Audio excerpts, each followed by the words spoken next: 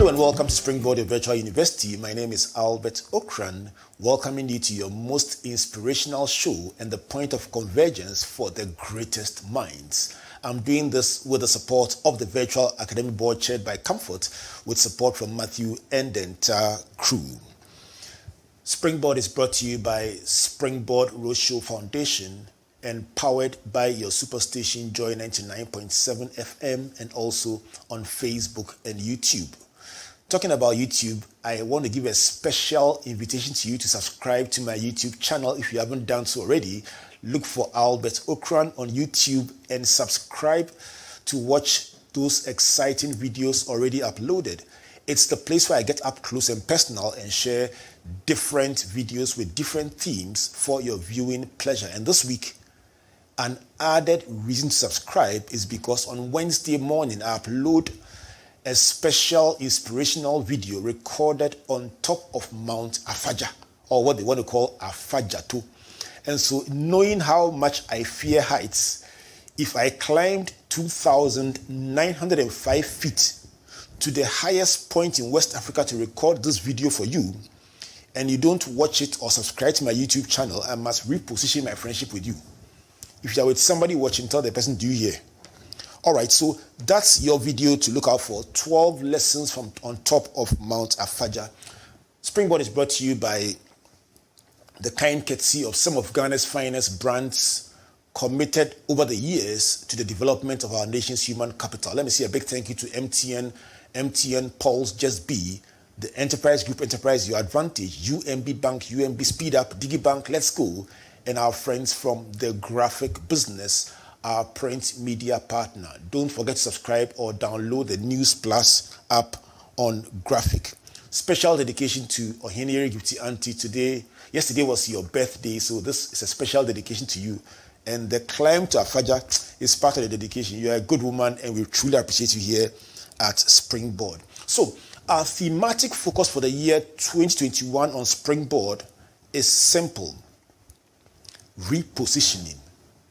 We are looking at reviewing the past, redesigning the present, and reimagining the future. This theme will percolate every single discussion on our various platforms: the Virtual University, the Roadshow, the Festival of Ideas, the Teenpreneurship Conference, and our weekly Springboard Hangouts. Talking about the Hangouts, make a date with Comfort every single Thursday, starting this Thursday at 7 to 8 p.m. on our Facebook and YouTube channels as she bounces back with the weekly Springboard Hangouts. So that's the theme once again: repositioning, reviewing the past, redesigning the present, and reimagining the future. It's just a sensational theme, and it will drive big conversations as we explore what has happened, what is happening, and what will happen, and very importantly, what we must do to always stay ahead. Now, to kickstart these conversations, we'd like to do a two-part series on managing stress and mental health in a fast-paced world.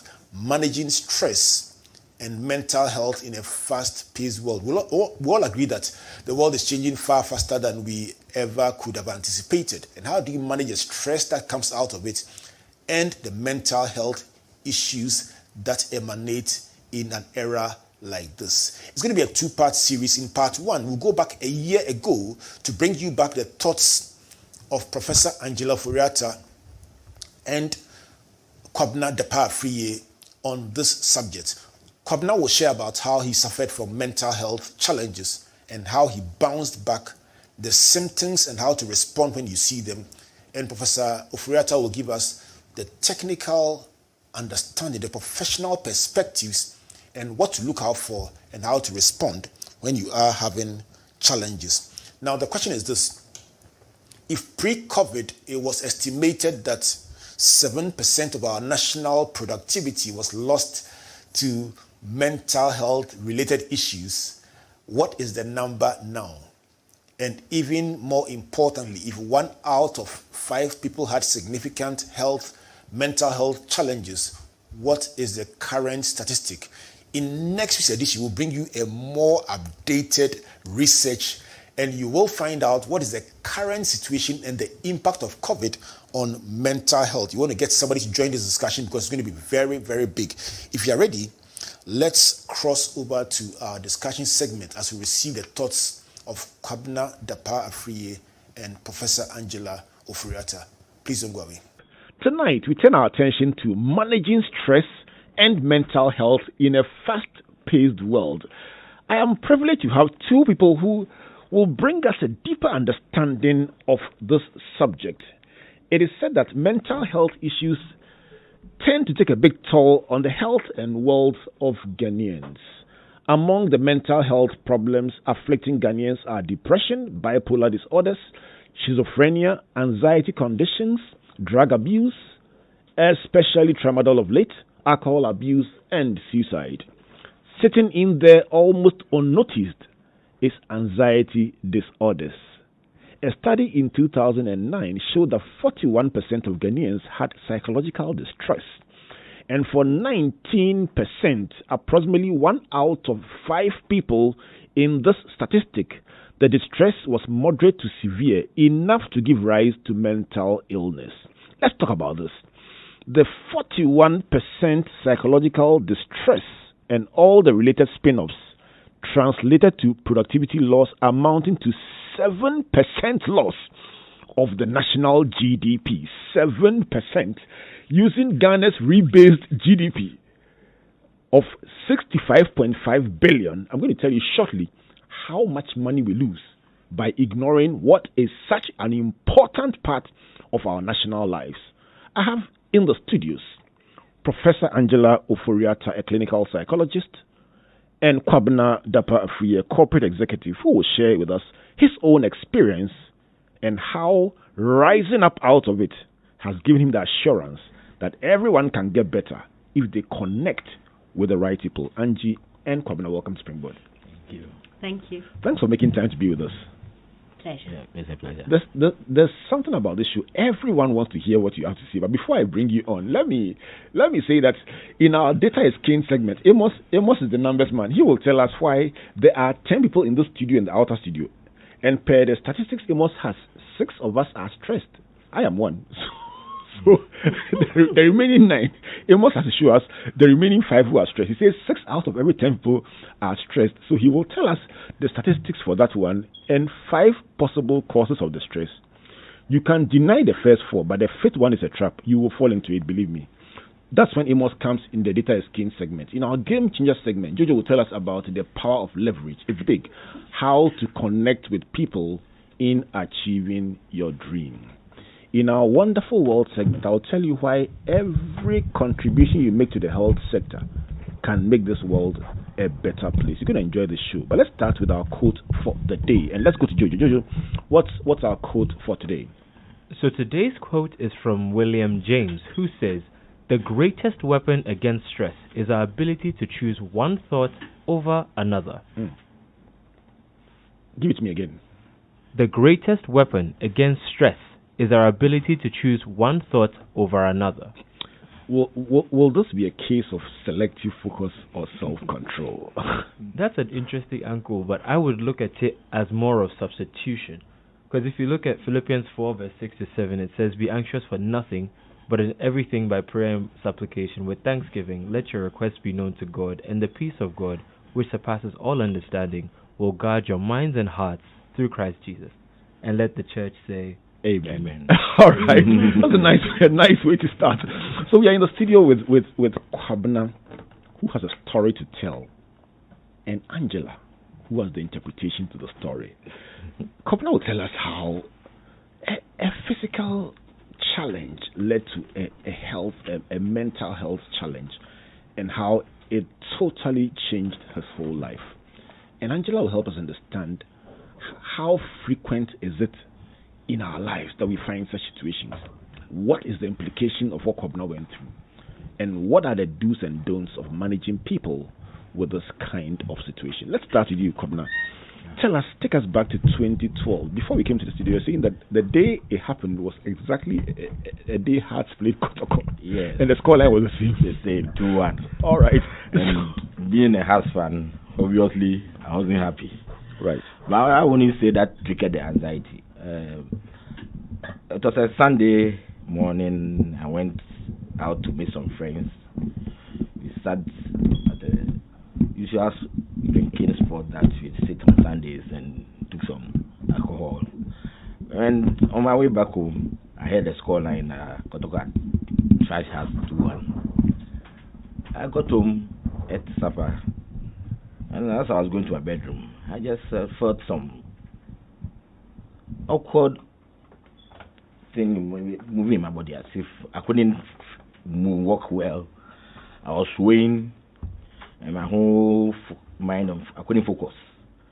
So I rushed out of the room, and I should confess, I didn't used to go to church on Sundays. And suddenly the words started coming out of my mouth. The devil was like, God save me. And obviously residents around heard me screaming, and then they took me to the hospital. And after being given some 6 drips, I came back and I heard the doctor whispering to one of the nurses that the condition this guy went through, he could have passed on. So when I got well, that thought was in me, I could have died. So I started taking normal drugs. I didn't start with anxiety drugs. So I went to another health facility and they started giving me some anxiety drugs, and because they realized that no, I was not functioning properly. So I started with one drug. I don't know whether Prof is paroxetine. I started with that drug, and that after taking that drug, I realized that after taking that drug, I always had headache, experience of headache. So in 2014, I was in my office when, I don't know, a lady came to me. She said she wanted to come and do some catering services at our office. When she came, I was experiencing some unpleasant feelings. As I would say, I was having the attack. So when she was talking to me, I told her I wasn't feeling fine. And she asked me why. And I said, I have this anxiety system that comes on and off. And then she started laughing.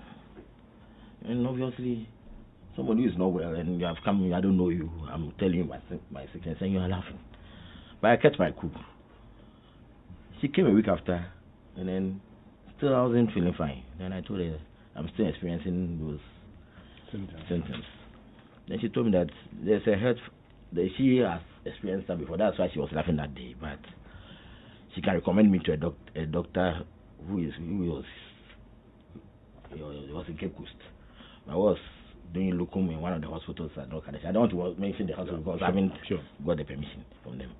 So, but the doctor comes on Friday, so I have to book before I can see the doctor, because the doctor is a very good doctor. He has a lot of patients. So she called the doctor for me. I booked, I went there. And when I went there, that time I was feeling jittery and I was afraid. Then the doctor asked me why. I said, I'm afraid that something will happen to me.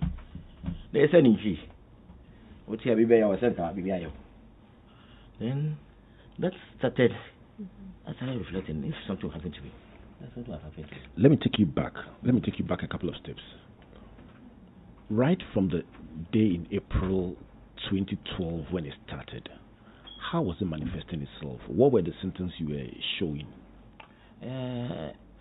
I used to get annoyed easily. Easily angered, okay. What else? And jittery. Okay. Palpitations. I wasn't sleeping well. Obviously, they gave me olanzapine. That was helping me to sleep. Right. Yeah, so that's that. But sometimes you take the drug, you sleep 9 hours. And sometimes you take the drug, you sleep 7 hours. So the sleep was not even. Right. So let me ask you, for somebody who's a busy corporate executive, you became easily angered, jittery, you were having palpitations, and bad sleep. Did it affect your work? I would say, in terms of giving job to my boss on time, it didn't affect it. But relating to my staff, it affected me because they realized that I changed.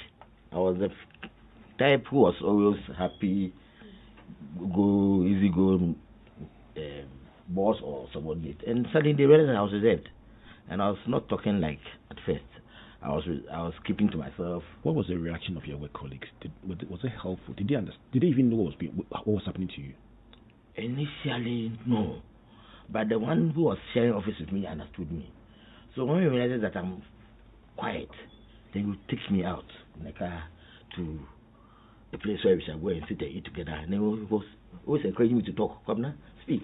Kwabena, he actually did well, because he actually made me always talk and feel like before. What about home?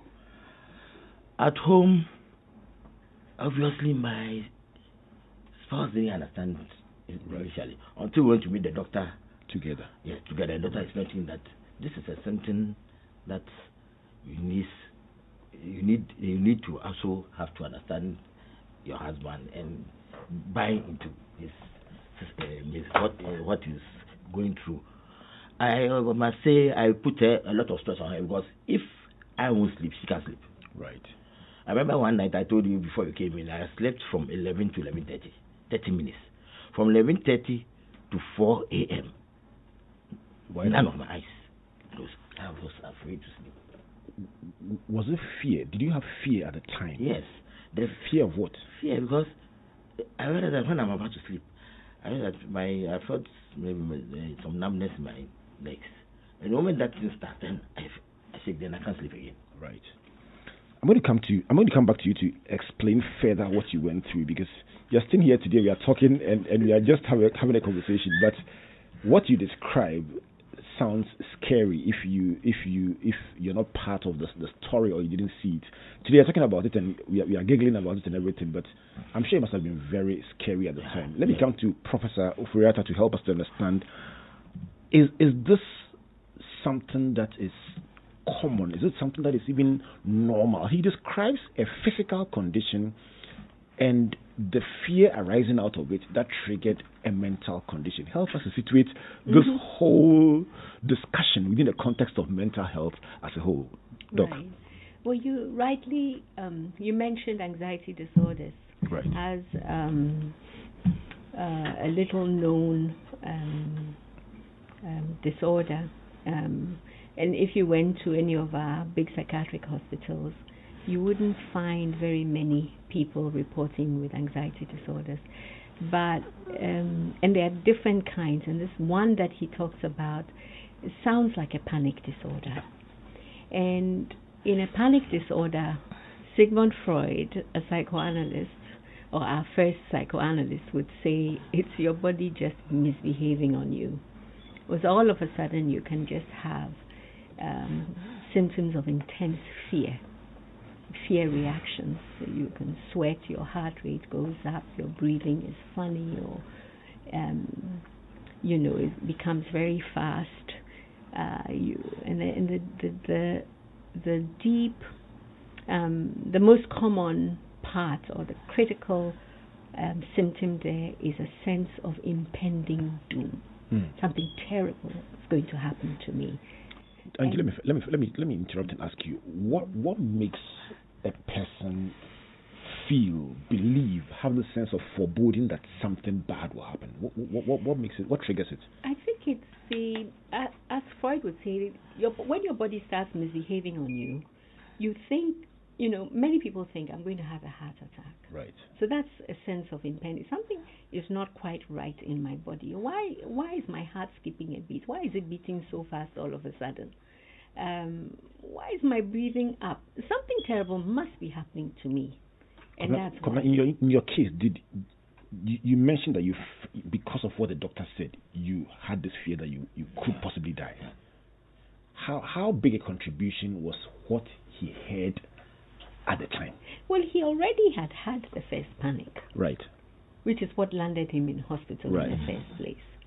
So that in itself is a really, I don't know what's happening to my body. Something right. terrible must be happening. And so for the doctor to then say that, he could have died, just reinforces that sense of impending doom. Right.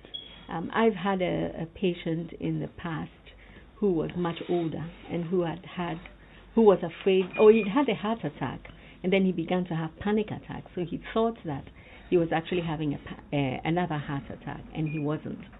That heart attack matter was ruled out, and we realized he was having panic attacks. And so it's really a sense that it's like a lion is standing in front of you ready to snap at you, but there's no lion. It's just your body. Sometimes when you've had the first panic, other things can trigger the panic. Right. For example, if you had a panic when you were in a trotro, every time you go into a trotro, you might be afraid that you will get a panic and you need to run out. Right. You know, so there's also a sense of I need to escape from this situation. Right. So you know, that compounds the problem, because you might need to escape, and you might also then say to yourself, I'm not even going to go out so that I have a panic. I had a colleague who had a panic during an exam situation. And unfortunately, any time we had an exam situation, it would repeat itself. Panic. And it was so bad. It actually affected him. And we were doing a master's program together, and it kept recurring anytime he sat behind an exam paper. Yes. Let me, for the benefit of our listeners, what we're trying to do is to demystify mental health. In fact, when you mentioned, Angie, that if you walked into any psychiatric facility, what went through my mind is, how many of our regular listeners would even consider going to a psychiatric facility for help? Just the very name. I mean, where were you this morning? I had to pass through a psychiatric facility before coming to work. Everyone will pause and look at you and say, hey, hold on, are you good? It's just a certain mindset we have about a psychiatric facility. But even before we go to that, in a previous engagement we had about mental health, you drew up a list of things that made all of us start asking ourselves, are we good? So just for the benefit of educating our listeners, what are some of the interesting signs, almost normal? He mentioned bad sleep, palpitations, but just give us a checklist that we could work with that gives you an idea that you could be distressed, or psychologically you would not be in the best frame. Well, if your body suddenly started to have signs of fear,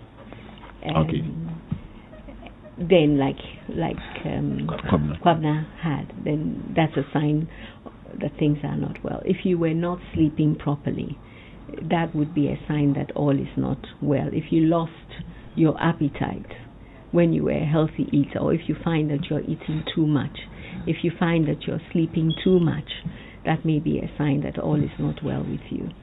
If you begin to have thoughts that keep recurring, which you are not able to stop, that would be a sign that you are not well.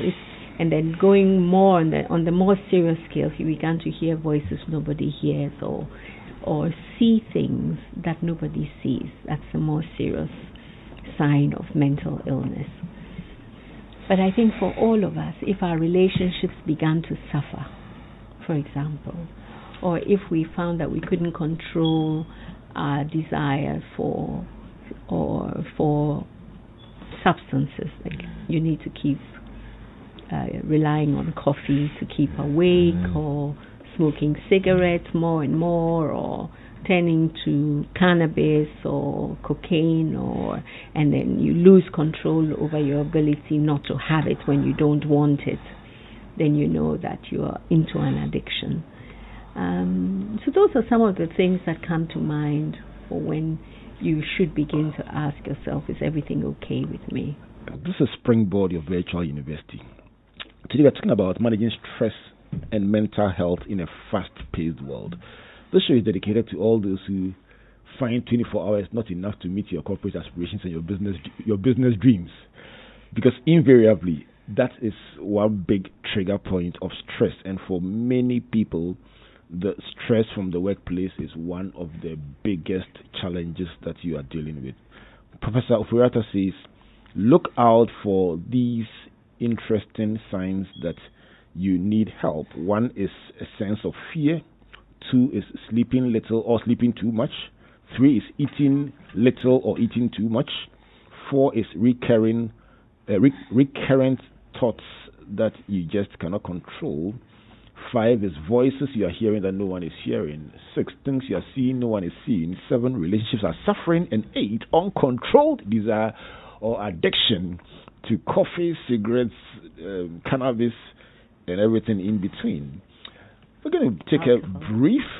And alcohol. Okay, we're going to take a brief break, but this is Springboard, your virtual university, brought to you by Joy 99.7 FM and Legacy. My guest for tonight, Professor Angela Ofori-Atta. She's a clinical psychologist, and Kwabena Dapaah is a corporate executive who's telling us that what he went through tells him that everyone going through this kind of challenge can be helped if you talk to the right people, adopt the right approach, and get help. What is it that you yourself are going through? I'm going to try and open the phone lines today. Call and let's have an honest discussion. Is somebody you love going through this kind of situation? Are you yourself going through too much stress that you cannot handle? Let's be honest with ourselves and let's see if we can help somebody tonight to just move on and become a better person. This is that big show we've been talking about for a while now. The show on stress and mental health.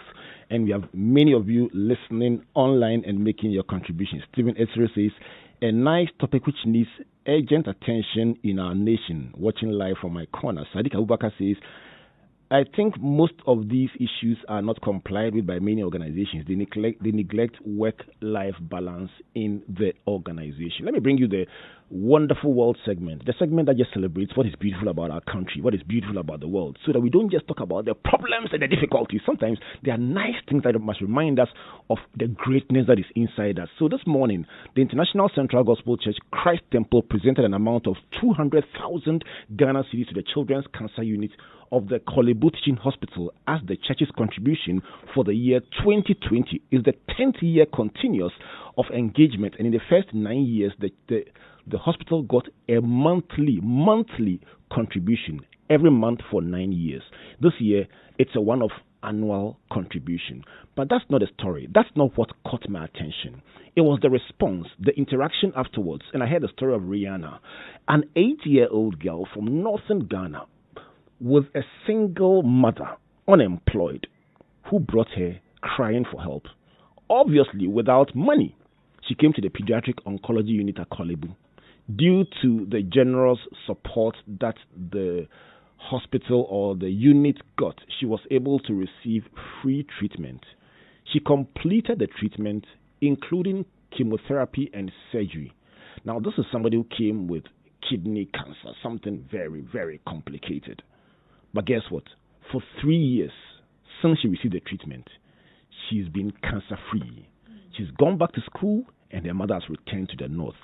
This is what makes this a great country, that a little help from somebody can give somebody a better life. On this show, I pray for Rihanna that she will grow up to change this country, become maybe like a president, somebody who will contribute to building this nation. So we look back and say, just because somebody cared, this world is a better place. What a wonderful world. Please help me clap. Let me come to you, Angie. Just this idea of supporting our facilities.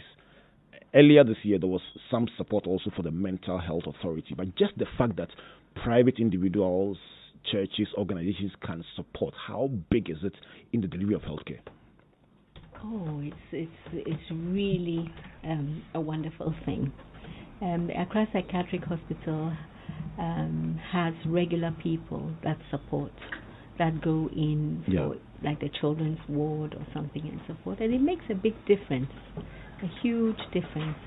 There are people who go evangelize in hospitals even as big as Kolebu and bring God's love to patients there. The children's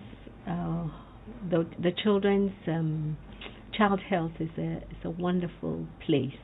I know the doctors are really dedicated and they have some support. The kidney, I know there is amazing support for dialysis, and we have 1 or 2 huge donors that make it possible for people to continue, because it's a very expensive treatment. So to companies that give and to people that give, I say hooray, well done. Amen to that. Let me come back to our discussion that we've been having this evening about mental health. You've shared some of the common symptoms. I'm going to go to the point I made about the impact on economics, because we are doing one show on health every month, and people are asking, this show is typically about economic empowerment. It's about creating wealth. It's about driving us to become the best that we can be. And so, how do you find space for career, finance, property, and then you also find one slot for health? And we've been discussing since the beginning of the year that health is a big economic issue. So, if I used my primary calculation of using the current exchange rate, the GDP of Ghana using 2018 figures rebase is about 360 billion cedis. That means that 7% of it is approximately 25 billion cedis lost as a result of the loss of productivity arising from mental health. Angie, are you surprised? I know this figure will be very welcome at the Ministry of Finance. 25 billion will do a lot of good.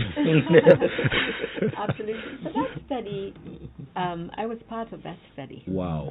Yes. The figure came out of work that Yale University and the University of Ghana, ISA, did. They were doing an economic survey. Right. And they put in one psychological distress scale called the Kessler. And that's where, around the country, we found that about 20% of respondents, and this is not people with mental illness, this is just normal people, saying, I have so much distress in my life. And that's like the 20%, almost 20% you talked about. Right. Mild to moderate psychological distress. And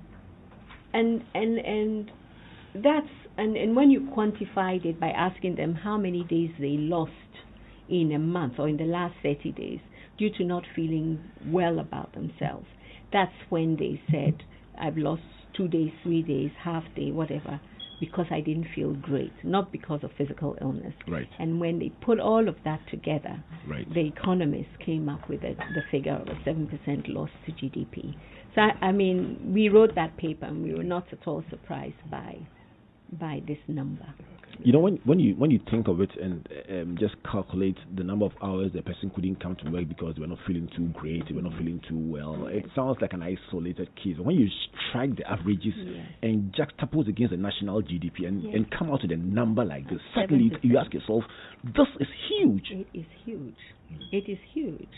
And so whenever we speak to policymakers about it and we mention the 7% GDP, they sit up because suddenly they realize that we're not joking about this. This is really impacting us.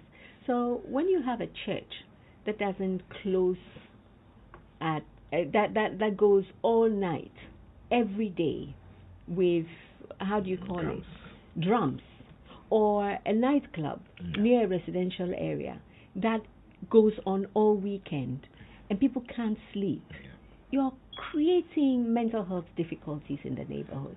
And the mental health difficulties can translate into physical health problems. Right. The anxiety can, lead to heightened levels of blood pressure, heart rates and so forth. So then they're beginning to spend money on physical causes as well as the psychological difficulty and loss of productivity. When that person goes to work, they're going to sleep all of Monday and Tuesday because they haven't slept in the whole weekend.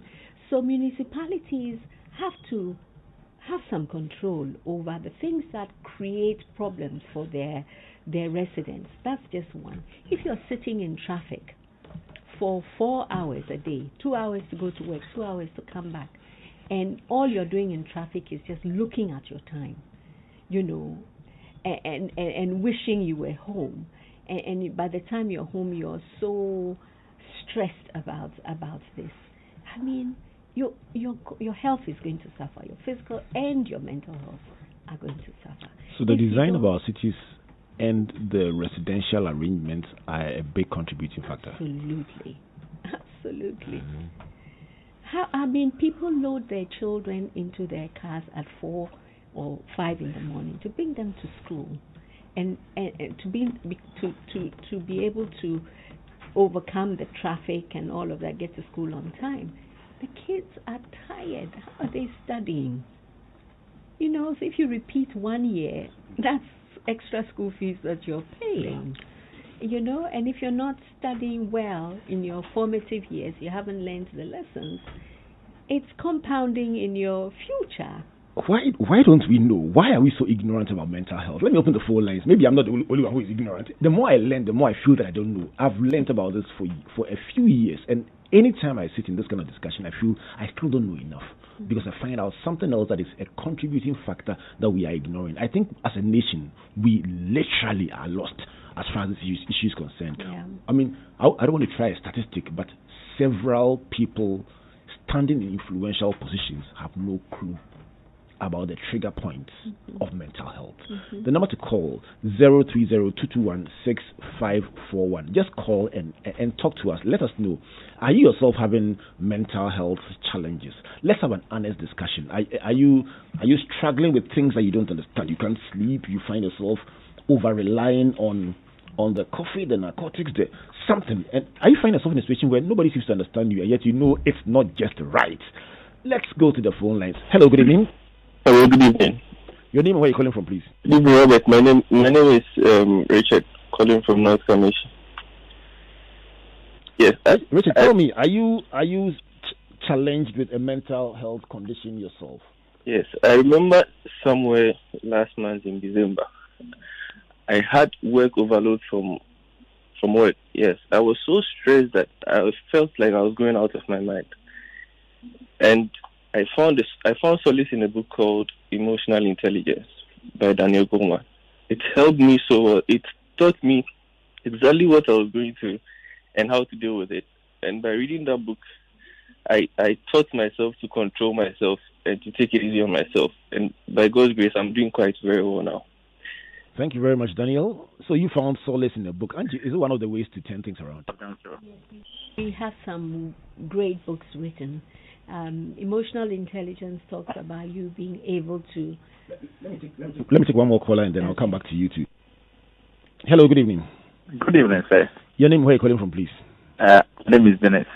Dennis, tell me, are you challenged in one way or another by stress and related issues? Pardon? Are you challenged yourself by stress? Yes. It's quite informative. This was one factors that we don't sleep well. Sometimes I sleep and I wake up around like 3 a.m. and I can't sleep again and all that. And sometimes my mind is just walking around trying to put the dots together, but I'm not able to fix the dots together. I don't know if it's kind of mental though, but as you enlighten us on it, I think I can understand where I'm heading towards. I think it's a really good show for some of us who don't have small fundamentals of information sharing. I think it's very important. And thanks to your team as well. Thank you very much. So the number to call 030-221-6541 or 024434037. Are you dealing with stress and feeling sometimes like it's going over the top? Have you even considered that before tonight that what you are going through is a mental health issue? Are you one of those like me who, before I began to learn about mental health, the whole idea of mental health was like abodam? And you're correct. Let's talk about this. Hello, good evening. Can you hear me? I can hear you very well. Go ahead. Yes. Thank you very much for the opportunity. My name is Kofi from Dansuman. Kofi, go ahead. Well, as one chief psychiatrist once said some time back, many Ghanaians are walking the streets and they actually have mental issues that they themselves are not aware of. So I want to ask if there are programs in place that can screen people, because we have breast cancer screening, all kinds of screening going on. What about mental health? Shouldn't we also have that in place so that people can be screened? And if you have a leader, for instance, you work in a company, it could be the president, it could be your minister, and sometimes the decisions that they take, you realize that this guy or this lady, there's something not well upset. What do you do? Do they have programs in place to ensure that such people, even pastors, some of them, the kinds of things that they say, sometimes I think that it's a mental health problem, but then they try to relate it to religion and impose all kinds of things on you. So I have those two concerns, and if the lady in the studio can address them. Thank you very much. Let's come to the studio and ask Prof. Are there screening programs that people could voluntarily go and ask for help in being screened? Well, it is possible to put them in place. It's possible for a person to walk into, say, Korle Bu Teaching Hospital and ask to see a psychologist and get screened. It's possible to walk into any of the psychiatric hospitals and ask to see a psychologist or a psychiatrist and get some help. But then companies also can put in place what we call employee assistance programs, where they can screen everybody they hire, not to throw them out, but to support them better. To support them better. Right. And those are really good programs to do. Would it be the case, Doctor, that the few resource persons we have are so overstretched, dealing with, if I may call it so respectfully, real cases that you coming to do the cursory checkup will not be a priority for them? Oh, it was such a pleasure always in our clinic to have people who came in and who walked in and said, I can't sleep, I can't. Right. For you, it may seem to you that this is nothing because you're not shouting at the top of your head. But for us, the fact that you come in on your own and you are ready to talk about it is a wonderful, and you're coming in at a time when it's not that severe. It's good news. It's good news. So as we speak, we can announce that any listener who feels they need help can come to Korle Bu and come and... Yes, Korle Bu has 21 psychologists. Can you believe it? Right. So there's help. There's help. Right. There's help. Let me come to Kwabena and find out how you are now. I wouldn't say I am out of the woods. As I told you, I made a personal commitment on 31st December 2015 when I was getting better that if God willing, I'm able to come out of this anxiety disorder. I'll try and educate people about it, how they can come out of it. Luckily, I met a lady through Ghanaian Chronicle. For the purpose of this program I call her Effie. She's come out of an NGO called Others Like Me. It's one word, Others Like Me. Right. You can search for it on Facebook. And I'm part of that NGO. We have doctors, psychiatric doctors. We have some NGOs who are also into mental health. And I'm happy Prof is here. I'll take Prof's number and give it to the lady to add it to our WhatsApp group. See, we are about 35 now. Drug addicts who have also are recovering, depressed patients who are recovering, anxiety. And we have met once. We met at Oyarifa. We got to know ourselves. And we are supposed to meet again in March. And through that, we educate ourselves. So you think that that's your way of giving back to society? Yes. When you look back at the period when you were vulnerable, so vulnerable and unsure, and you look now at yourself and how much you are in control, how well you've done, what goes through your mind? I was just telling you when we came to the program that 2 days ago, I realized that I was feeling uneasy. And the thought came into me that, Kwabena, just take warm water. A small voice gets to me, take warm water. I took the warm water. And I was still feeling a bit uneasy. Then the thought came in there, Kwabena, just drink a cup of natural cocoa, the bitter one. I took it. And about 30 minutes after, I was okay. And since then, I realized that when I'm getting jittery, I just have to relax. Right. Initially, if you tell me to calm down, madam is a witness. If you tell any anxiety, you have to calm down. The person will not understand you. What do you mean by I should calm down? Right. But now when you tell me to calm down, you can calm down. It's so much better. Let me ask you a question before I go to our data is king segment. Somebody's asking on Facebook, what is the place of meditation in managing stress? It's a very important thing to do if you know how to meditate, right. Because that brings down all the physical symptoms of stress. Right. So it's key. Apart from meditation, we have what we call different kinds of relaxation techniques, like tensing and relaxing your muscles, deep breathing, visualizing a peaceful environment. A simple one, exercise. Right. We'll do some more of this. We'll do some more of this for sure. Amos, you are going to give us a statistic. But even more importantly, I can tell you what, that fifth point, I can bet that many people will be guilty. What do you have for us in the data exchange segment?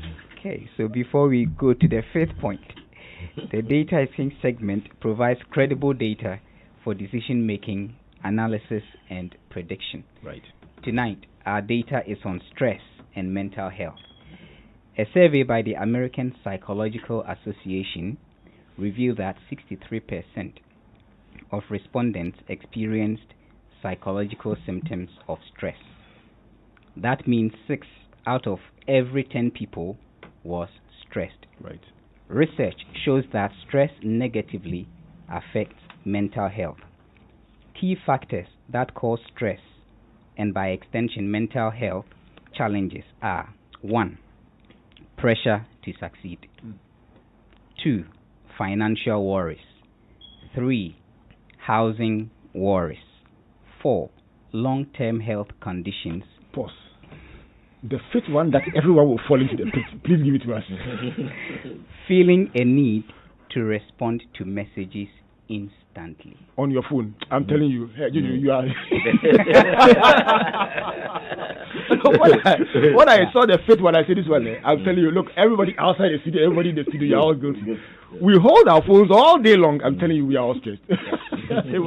What's your closing thoughts? So, indeed, we are all guilty. And our question to the listeners, which of these 5 are you most guilty of? Number 5. Let me go straight to Jojo for the game changer segment. Jojo, what do you have for us today? So, if someone asked you who the biggest pop star in the world was, the chances are you would mention Beyonce. The Houston-born singer is the second most awarded musician of all time, and her acclaimed work translates into massive cultural power. Now, in addition to counting notable figures like Barack Obama among her fans, Beyonce has a massive online platform. She has 138 million followers on Instagram alone, which is more than the population of Japan. This actually makes her the 9th most followed person in the whole world.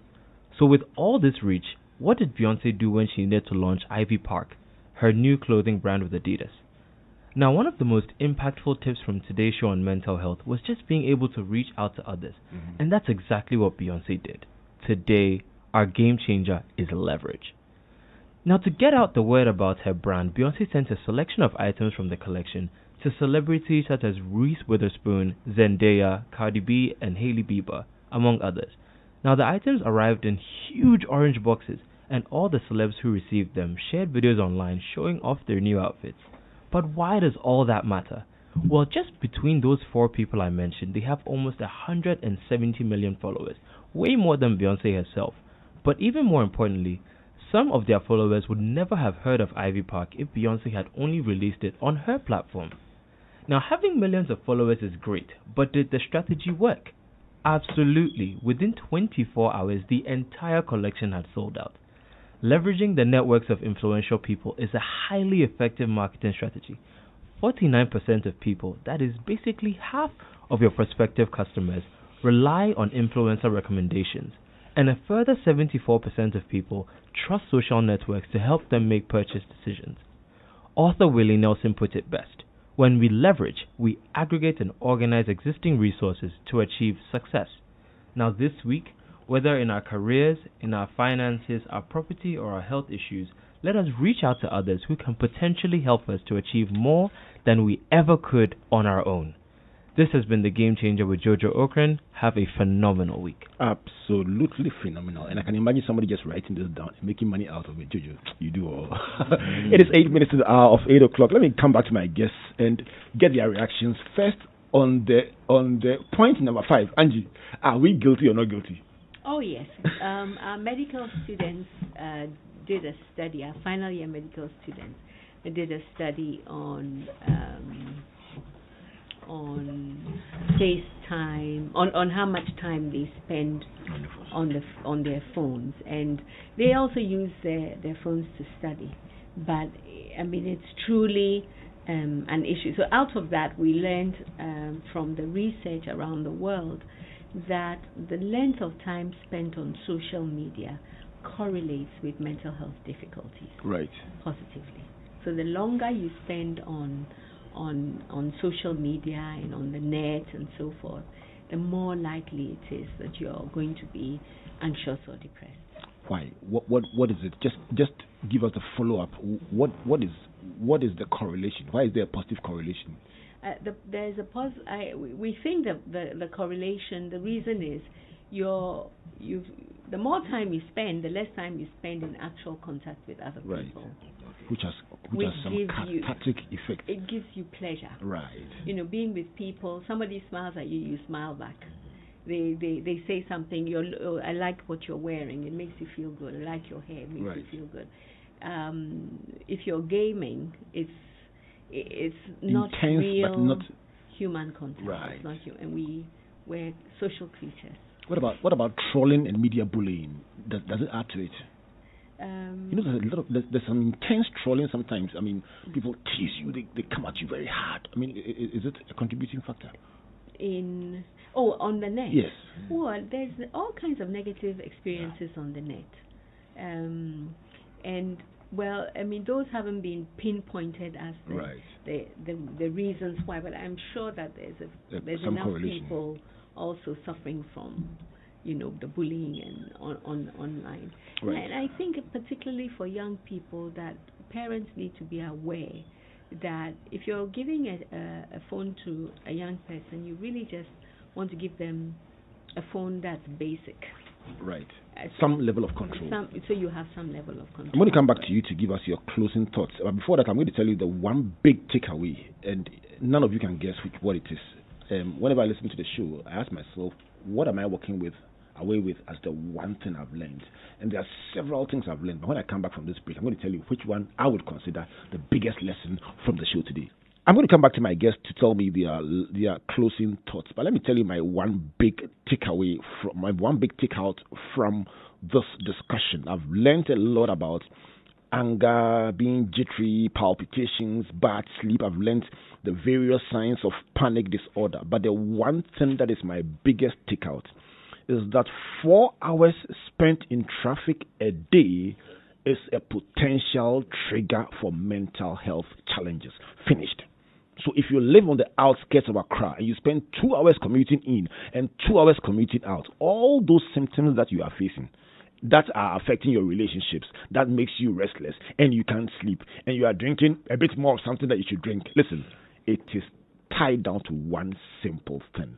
The traffic, the feeling of being boxed in, and the feeling of being helpless is a mental health issue. I've learned something tonight. Angie, 30 seconds, your closing thoughts for today. It's okay to talk about feeling distressed. It's okay to ask for help. It's okay. It's okay. It doesn't mean that you are weak. No, there's no weakness about that. There's right. strength in asking for help. Oh, really? I could have added that one to my lessons. Yes. There's strength in asking for help. There is great strength in asking for help. Wow. Now let me come to you. Bible says all things work together for good. You look back, nobody would have wished to have a mental health challenge. You had one. You've come out of it largely. You're literally fine. And you're using your experience to help others. When you look back at what you went through, what one big takeout do you have? What positive thing can you see from your experience? So one positive thing, as I told you, that fateful Sunday, I wasn't a church goer.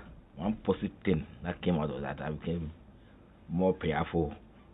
And one religious man of God, you know him, Kakabedin.